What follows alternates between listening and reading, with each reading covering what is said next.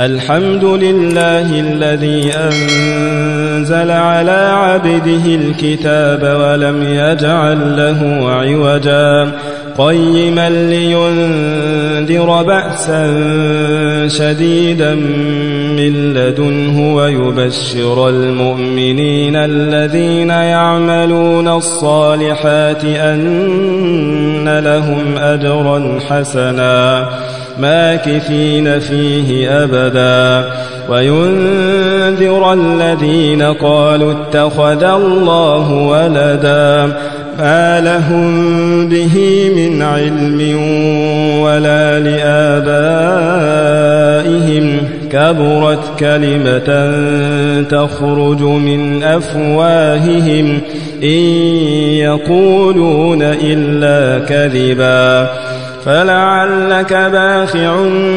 نفسك على آثارهم إن لم يؤمنوا بهذا الحديث أسفا إنا جعلنا ما على الأرض زينة لها لنبلوهم أيهم أحسن عملا وإنا لجاعلون ما عليها صعيدا جرزا أم حسبت أن أصحاب الكهف والرقيم كانوا من آياتنا عجبا إذ أوى الفتية إلى الكهف فقالوا ربنا آتنا من لدنك رحمة وهيئ لنا من أمرنا رشدا فضربنا على آذانهم في الكهف سنين عددا ثم بعثناهم لنعلم أي الحزبين أحصى لما لبثوا أمدا نحن نقص عليك نبأهم بالحق إنهم فتية آمنوا بربهم وزدناهم هدى وربطنا على قلوبهم إذ قاموا فقالوا ربنا رب السماوات والأرض لن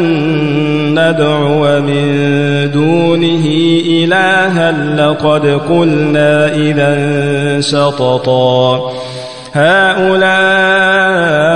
قومنا اتخذوا من دونه آلهة لولا يأتون عليهم بسلطان بين فمن أظلم ممن افترى على الله كذبا وإذ اعتزلتموهم وما يعبدون إلا الله فأووا إلى الكهف ينشر لكم ربكم من رحمته ويهيئ لكم من أمركم مرفقا وترى الشمس إذا طلعت تزاور عن كهفهم ذات اليمين وإذا غربت تقرضهم ذات الشمال وهم في فجوة منه ذلك من آيات الله من يهد الله فهو المهتد ومن يضلل فلن تجد له وليا مرشدا وتحسبهم أيقاظا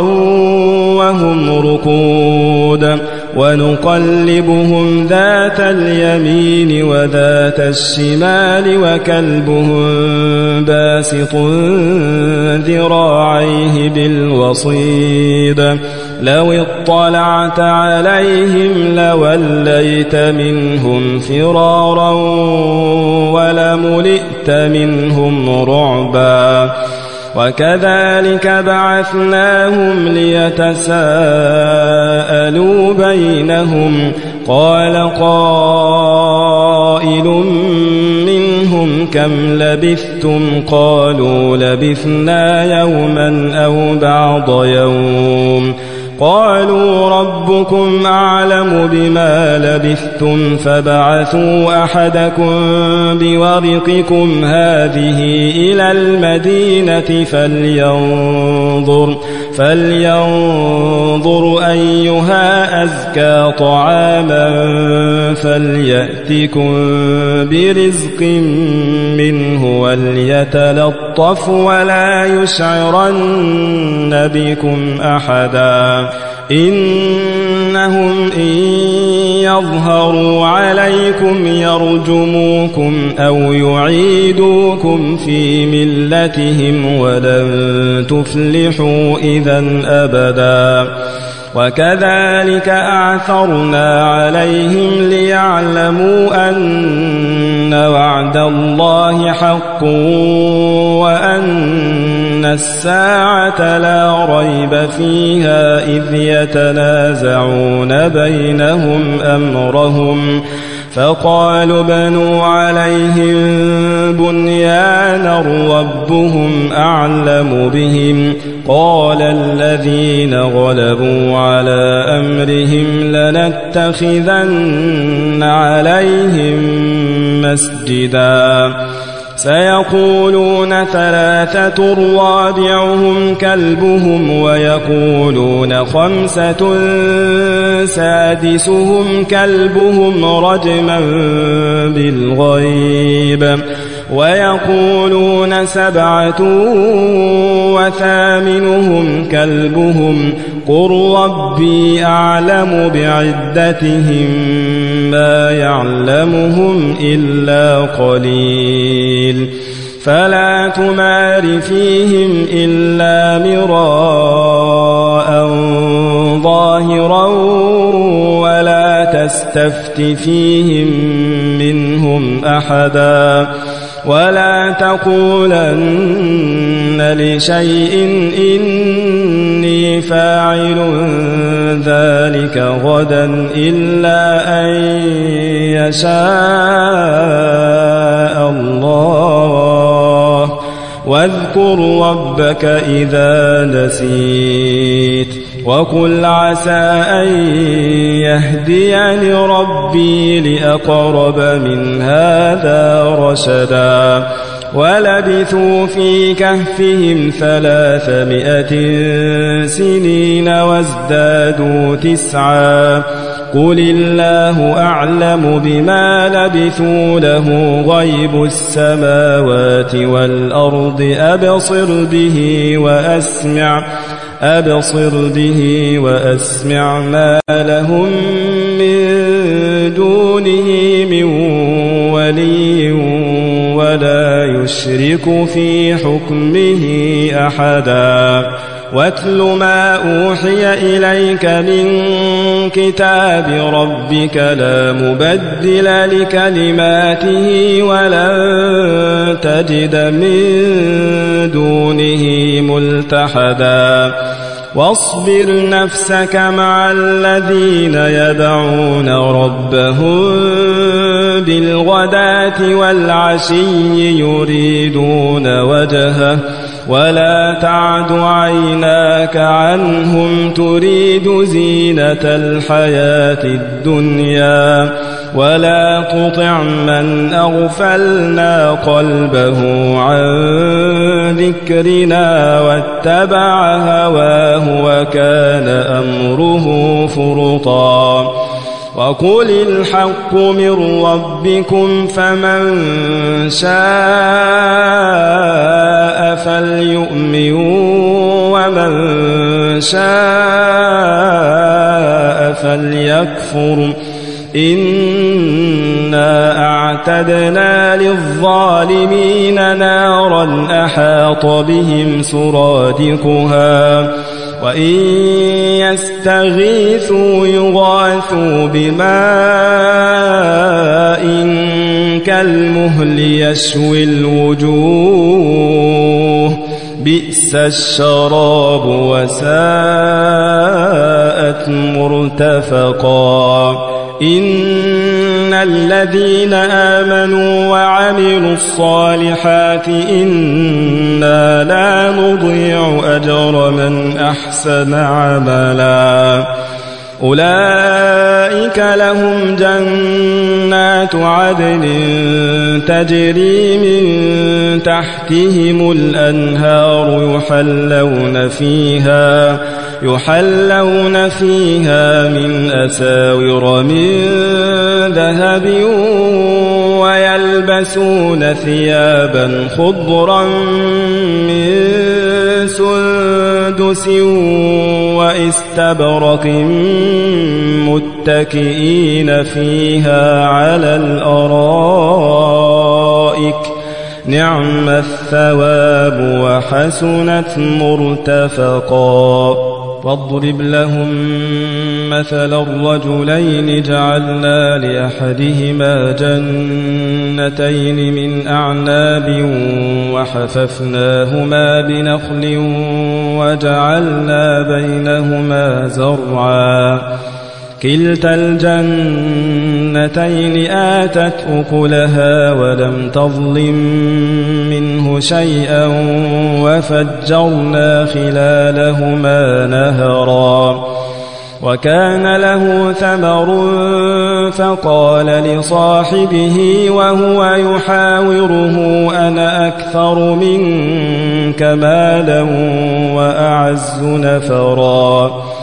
ودخل جنته وهو ظالم لنفسه قال ما أظن أن تبيد هذه أبدا وما أظن الساعة قائمة ولئن رددت إلى ربي لأجدن خيرا منها منقلبا قال له صاحبه وهو يحاوره أكفرت بالذي خلقك من تراب ثم من نطفة ثم سواك رجلا لكن هو الله ربي ولا أشرك بربي أحدا ولولا إذ دخلت جنتك قلت ما شاء الله لا قوة إلا بالله إن ترني أنا أقل منك مالا وولدا فعسى ربي أن يؤتيني خيرا من جنتك ويرسل عليها حسبانا من السماء فتصبح صعيدا زلقا أو يصبح ماؤها غورا فلن تستطيع له طلبا وأحيط بثمره فأصبح يقلب كفيه على ما أنفق فيها وهي خاوية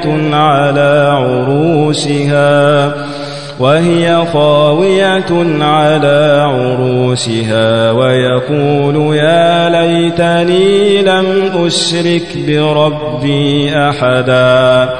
ولم تكن له فئة ينصرونه من دون الله وما كان منتصرا هنالك الولاية لله الحق هو خير ثوابا وخير عقبا واضرب لهم مثل الحياة الدنيا كماء إن أنزلناه من السماء فاختلط به نبات الأرض فأصبح هشيما تذروه الرياح وكان الله على كل شيء مقتدرا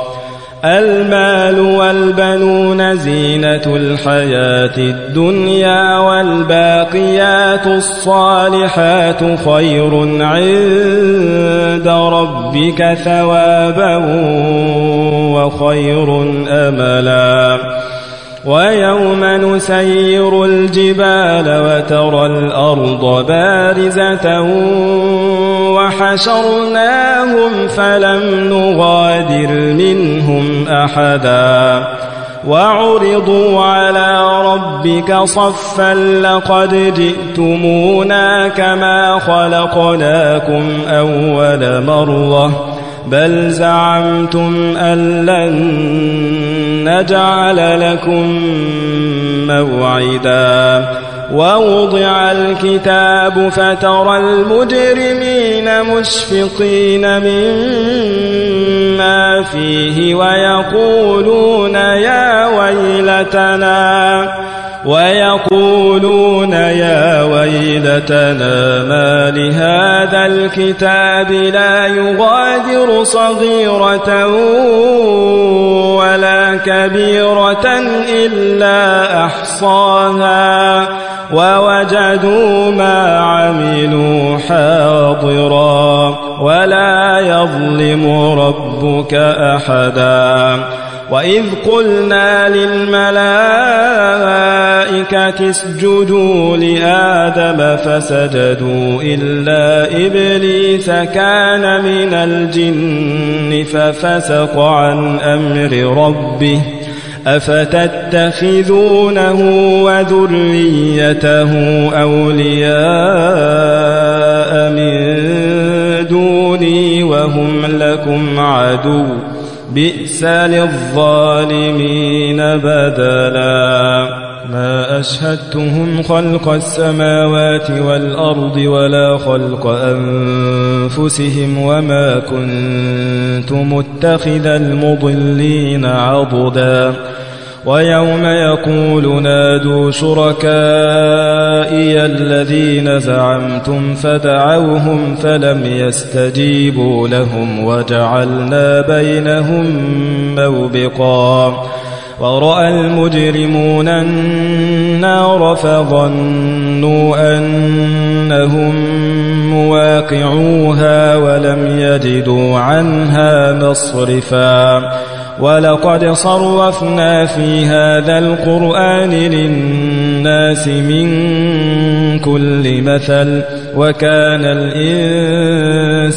أكثر شيء جدلا وما منع الناس أن يؤمنوا إذ جاءهم الهدى ويستغفروا ربهم إلا أن تأتيهم سنة الأولين أو يأتيهم العذاب قبلا وما نرسل المرسلين إلا مبشرين ومنذرين ويجادل الذين كفروا بالباطل ليدحضوا به الحق واتخذوا آياتي وما أنذروا هزوا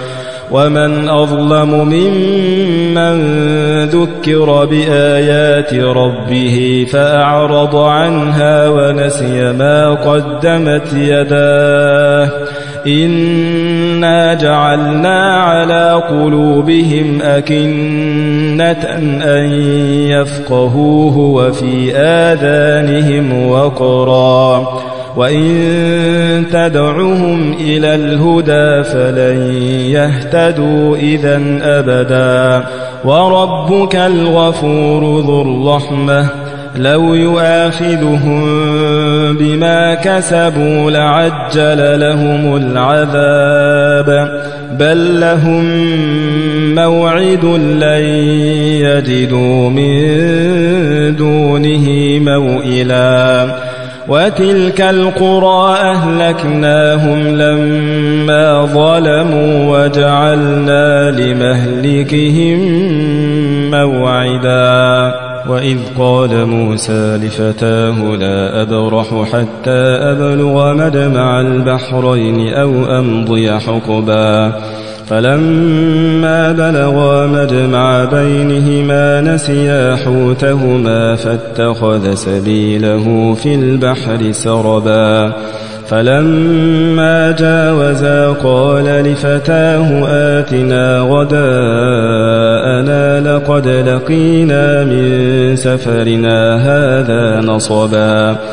قال أرأيت إذ أوينا إلى الصخرة فإني نسيت الحوت وما أنسانيه إلا الشيطان أن أذكره واتخذ سبيله في البحر عجبا قال ذلك ما كنا نبغي فارتدا على آثارهما قصصا فوجدا عبدا من عبادنا آتيناه رحمة من عندنا وعلمناه من لدنا علما قال له موسى هل أتبعك على أن تعلمني مما علمت رشدا قال إنك لن تستطيع معي صبرا وكيف تصبر على ما لم تحط به خبرا قال ستجدني إن شاء الله صابرا ولا أعصي لك أمرا قال فإن اتبعتني فلا تسألني عن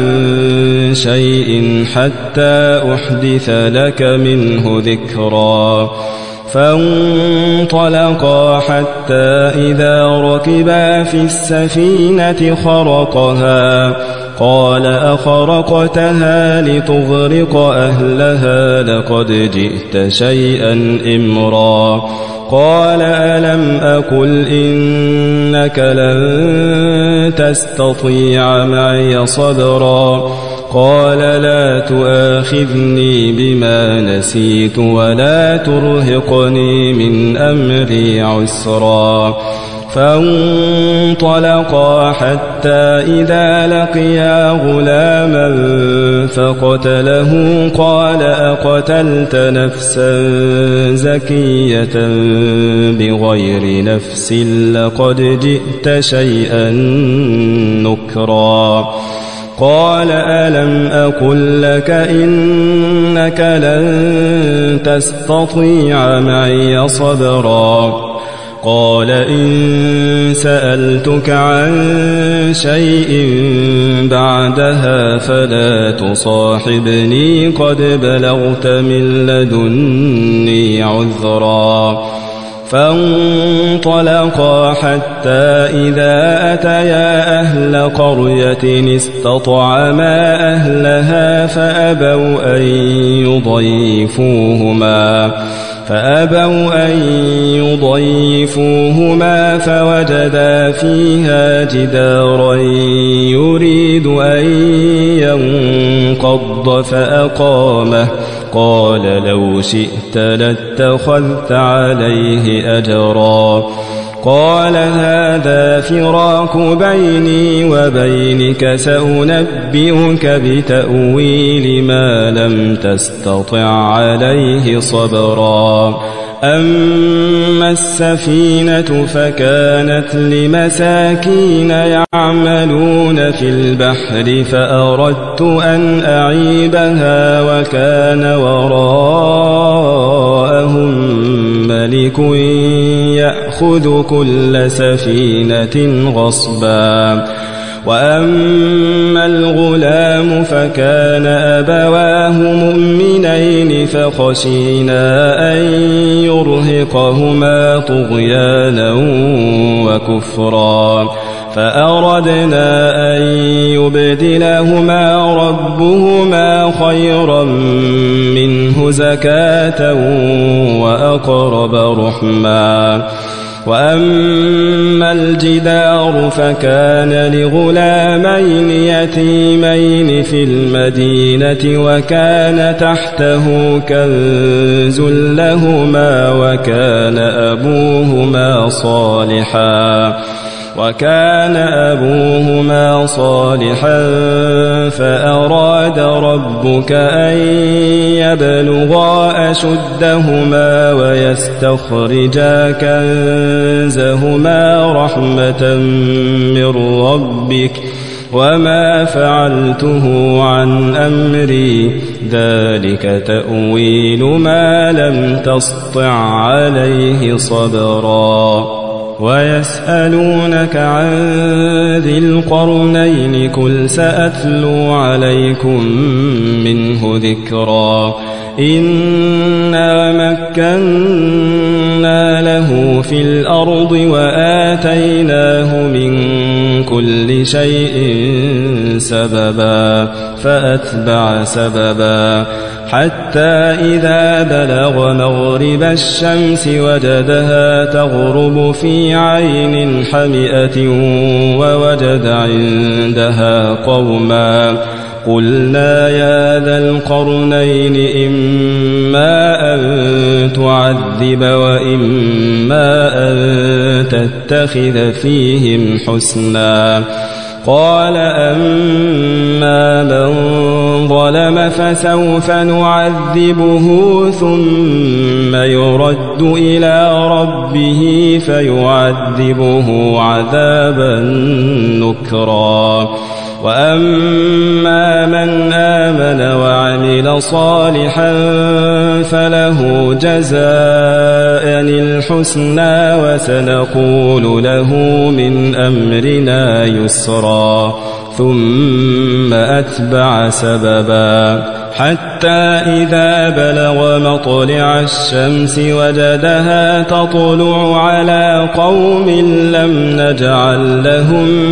من دونها سترا كذلك وقد أحطنا بما لديه خبرا ثم أتبع سببا حتى إذا بلغ بين السدين وجد من دونهما قوما لا يكادون يفقهون قولا قالوا يا ذا القرنين إن يأجوج ومأجوج مفسدون في الأرض فهل نجعل لك خرجا على أن تجعل بيننا وبينهم سدا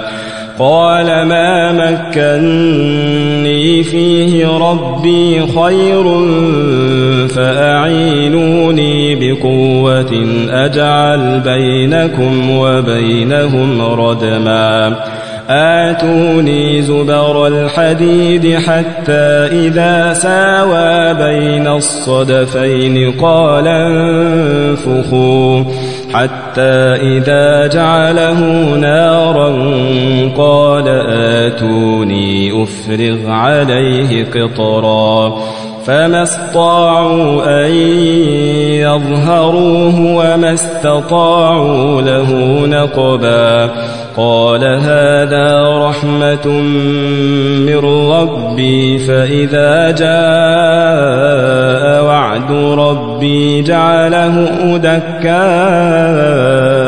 وكان وعد ربي حقا وتركنا بعضهم يومئذ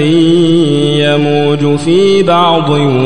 ونفخ في الصور فجمعناهم جمعا وعرضنا جهنم يومئذ للكافرين عرضا الذين كانت أعينهم في غطاء عن ذكري وكانوا لا يستطيعون سمعا أفحسب الذين كفروا أن يتخذوا عبادي من دوني أولياء إنا أعتدنا جهنم للكافرين نزلا قل هل ننبئكم أنبئكم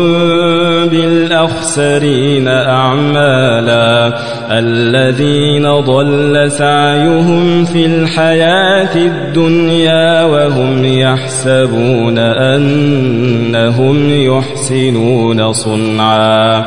أولئك الذين كفروا بآيات ربهم ولقائه فحبطت أعمالهم فلا نقيم لهم يوم القيامة وزنا ذلك جزاؤهم جهنم بما كفروا واتخذوا آياتي ورسلي هزوا إن الذين آمنوا وعملوا الصالحات كانت لهم جنات الفردوس نزلا خالدين فيها لا يبغون عنها حولا قل لو كان البحر مدادا لكلمات ربي لنفد البحر قبل أن نفد كلمات ربي ولو جئنا بمثله مددا قل إنما أنا بشر ومثلكم يوحى إلي أنكم إلهكم إله واحد فمن كان يرجو لقاء فلعلك باخعه فليعمل عملا صالحا ولا يشرك بعبادة ربه أحدا جعلنا ما على الأرض زينة لها لنبلوهم أيهم أحسن عملا وإنا لجاعلون ما عليها صعيدا جرزا أم حسبت أن أصحاب الكهف والرقيم كانوا من آياتنا عجبا إذ أوى الفتية إلى الكهف فقالوا ربنا آتنا من لدنك رحمة وهيئ لنا من أمرنا رشدا فضربنا على آذانهم في الكهف سنين عددا ثم بعثناهم لنعلم أي الحزبين أحصى لما لبثوا أمدا نحن نقص عليك نبأهم بالحق إنهم فتية آمنوا